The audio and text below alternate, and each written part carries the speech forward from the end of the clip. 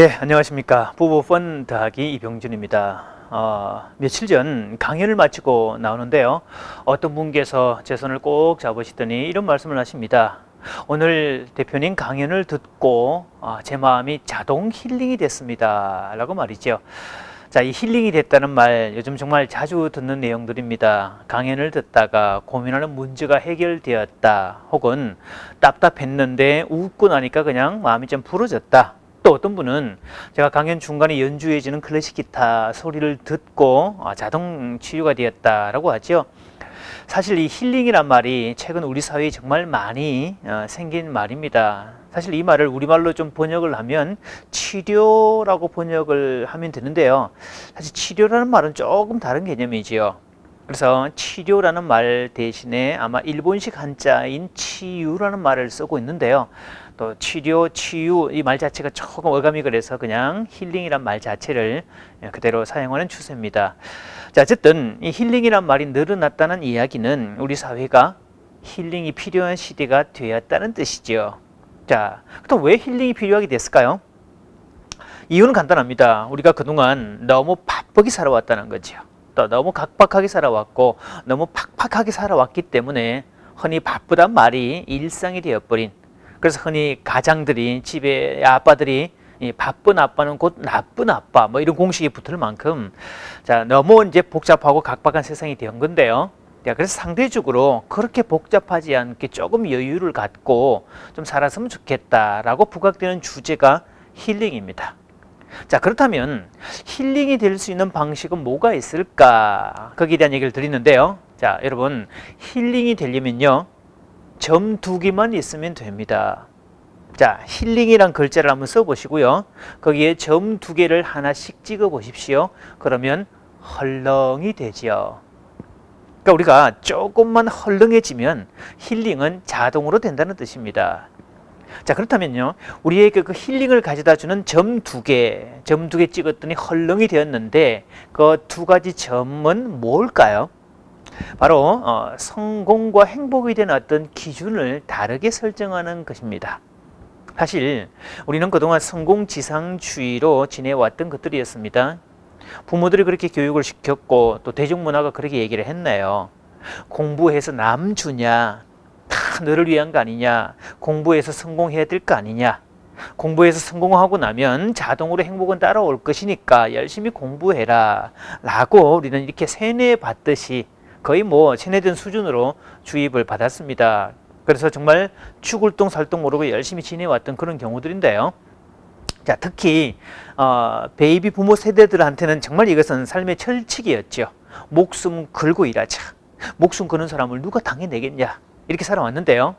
물론 그 덕분에 지금 대한민국이 이 정도의 나라가 됐다는 거 정말 고마운 일입니다. 자, 그런데요, 근데 그 시대를 살아온 분들에게, 특히 남성들에게 이게 기준이었습니다. 내가 처자식 암 굶겼으면 됐지 뭐.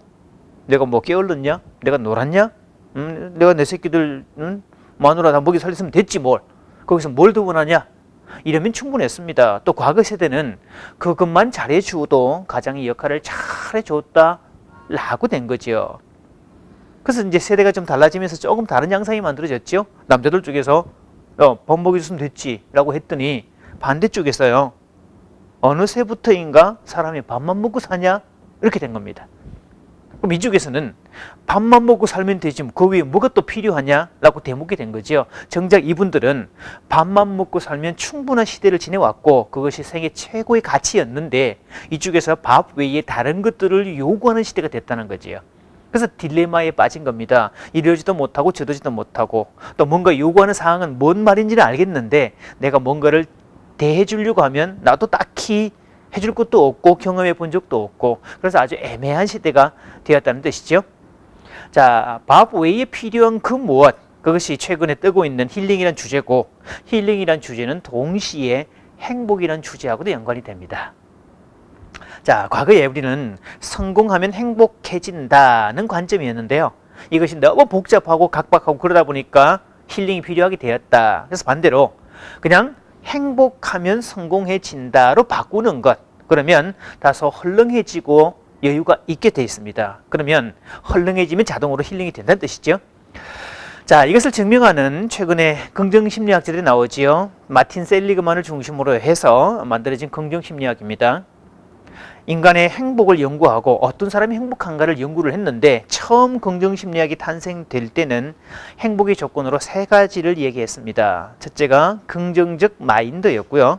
두 번째가 삶의 의미였고 세 번째가 몰입이었습니다.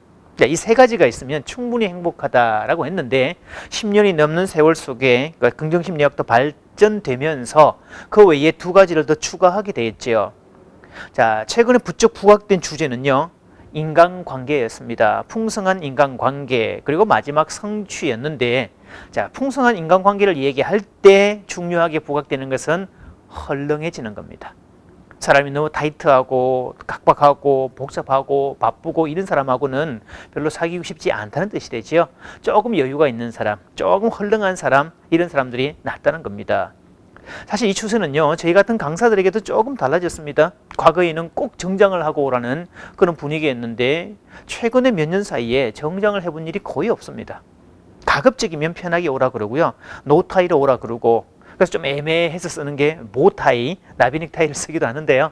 자, 그만큼 보는 마음도 복잡하고 딱딱하고 정형화된 거 보기 싫다는 거죠.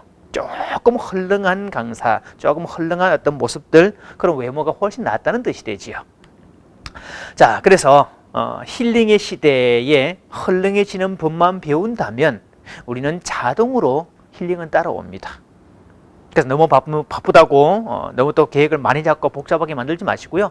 여러분의 삶에서 내가 조금 헐렁해지는 부분이 어딜까를 생각해 보시면 힐링은 이미 내 삶에 진행되고 있을 것이고요. 따로 힐링이 필요하지는 않을 겁니다. 자, 오늘 조금만 헐렁해지면 힐링은 자동으로 된다는 이야기 드렸습니다. 감사합니다.